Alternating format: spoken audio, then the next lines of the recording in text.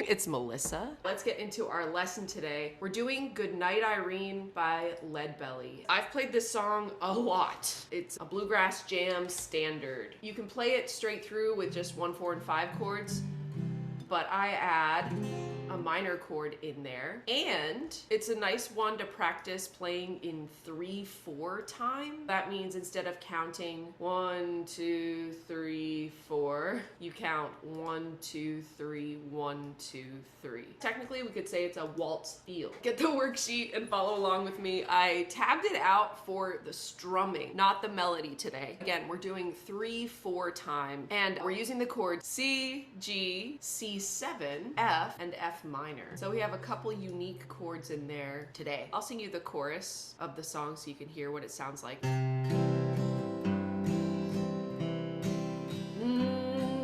Irene, good night. Irene, good night. Good night, Irene. Good night, Irene. I'll see you in my dreams. Sometimes I live in the country. Sometimes I live in the town. Sometimes I have the notion to jump in the river and drown. Irene, good night. Irene, good night. Good night, Irene. Good night, Irene. I'll see you in my dreams. That's a little bit of how it sounds, how I play it at least. Let's do the strumming pattern first. When you're working on a new strumming pattern or a new feel, or any new concept, really, new song, I like to isolate one concept at a time. So for example, I'll choose, say I'm doing Goodnight Irene, and I don't normally play in 3/4, which means I don't play in that 1, 2, 3 waltz feel. I would like to practice that first. The rhythm is always the first thing that comes. I'm gonna choose the first chord of the song, and looking at my tab, I can see that for the C chord, I'm going to do a single string on the note C, which is the 5th string, 3rd fret, and then 2 swipes, 2 beats through the upper strings for that strumming pattern. The tab I wrote out says that.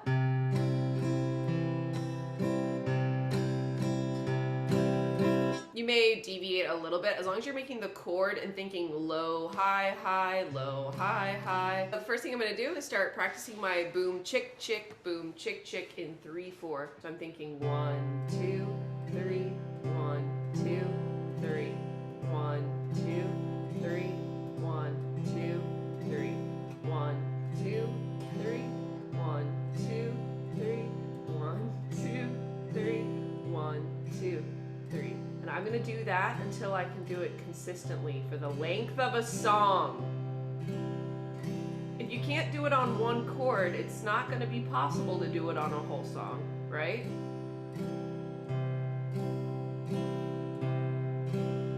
So I'll just do this forever and ever. Maybe you could sing the melody over the one chord while you're strumming. Irene, good night. Irene, good night. You've mastered your 3/4 strumming. Now let's do the chord changes. So we did C. Remember, whenever you play C, you don't use the 6th string unless you put your ring finger on the 3rd fret 6th string and your pinky on the 3rd fret 5th string. And that's called the C/G chord, the C over G. We've got Goodnight Irene, C. Then we go to the G chord.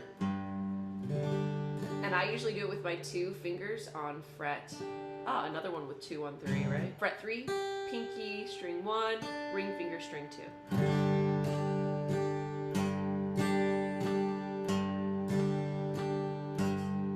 Then back to C. And if you miss that root note, no worries. Just remember to keep the beat going. That's the most important thing. You can miss a note, but you can never miss a beat. Once the beat starts, it's like getting in the car before it starts driving. If you're not in the car when it starts rolling, it's going away. You can forget your backpack, you can forget your lunch, but you gotta be in the car. Then we have this chord C7, which I think is very versatile because it turns this C chord into a movable shape. What that means, if a chord is movable, it's generally meaning that we have all of the strings fretted, or all the strings we use fretted, and what that does is make it possible for us to play that shape anywhere on the neck. If we're using open strings, we're kind of limited. We have to be in one of the chords that uses the notes of an open string. C7, we make the C chord, and then we put our pinky down on the 3rd fret of the G string. You can use this C7, C sharp 7, D7, D sharp 7, etc. C, C sharp, D, D sharp, E, F. That's a little trick there. And another way that it's good for you to learn the names of the notes on the guitar. C7, then we go to the F chord. F chord, barring string 1 and 2 on fret 1, middle finger, string 3, fret 2. And then these two up on fret 3 of 5 and 4. From F to F minor, I love this transition. So if you watch my left hand, I do F, lift up my middle finger, bar 1, 2, and 3 for F minor. That's nice, powerful transition. Then back to G, then up to C.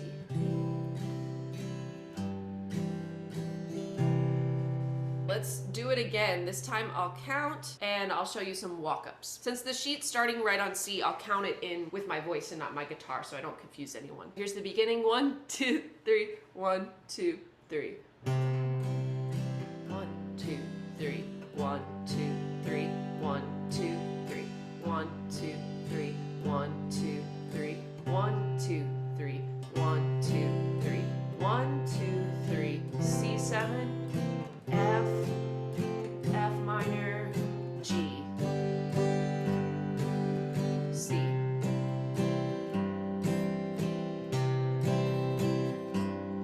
Let's do a walk-up. A lot of people ask, how do you fit the walk-ups in time with the rhythm of the strumming? So what we're gonna try to do is quarter note. I'll try my best to do quarter note walk-ups, meaning you'll be hitting the walking movement right on the counts. 1, 2, 3, 1, 2, 3, 1, 2, 3, 1, 2, 3, 1, 2, 3, 1, 2, 3, 1, 2, 3, 1, 2, 3. Our walking that I'll teach you will be on the 4th measure of G. So when I say the 4th measure, I mean the 4th count of 3 of G. And instead of doing this, right before the C chord, we're going to do 1, 2, 3. So that's 3rd fret of the 6th string, open 5th string, 2nd fret of the 5th string, and then C chord. Let me explain how that sounds. Here's the song. Irene, good night. Irene, good night. You start on your walk up when I say Reen of the 2nd time I say Irene. Let's do it one more time. Irene, good night. Irene, good night. Good night, Irene. Good night, Irene. I'll see you in my dreams. Try that. I think that's the best spot to put it because everywhere else you have, in my opinion, enough movement in the song. If you're feeling crazy, you can just add these little, hammer-ons and pull-offs. So when I'm doing the C chord, sometimes I'll lift up and set back down my middle finger or even my ring finger. You could do your pointer finger as well. That would sound maybe something like Irene, good night. Irene, good night.